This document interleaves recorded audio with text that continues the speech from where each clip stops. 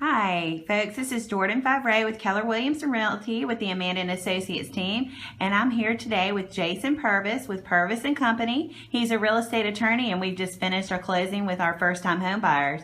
So today, for Tips for Tuesday, we'd like to ask you, Jason, can you please give us a tip for first-time home buyers? What should they expect at their closing? What do they need to bring? Any piece of advice you'd like to tell them? So when you come to your closing, you want to bring some photo identification with you, and you want to have talked to your agent who's been your guide throughout this process and ask them if there's anything in particular related to the deal that you need to bring.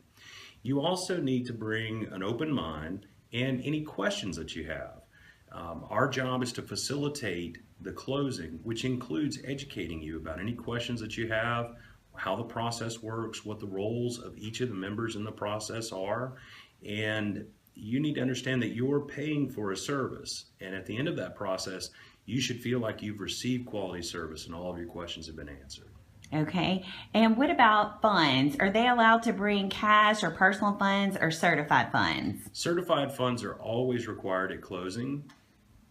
And my last question is, if a spouse is not on the loan, are they still required to be at the closing? It depends upon the agreement that you've reached with your lender, but generally speaking, spouses are required to sign security instruments. So if there is a deed of trust that's going to be filed, a spouse is required to sign on that document and should be at closing, or arrangements should be made ahead of time to get their signature outside of closing. All right. Thank you. And this is this week's version of Tips for Tuesday. Look for us next week. Thank you.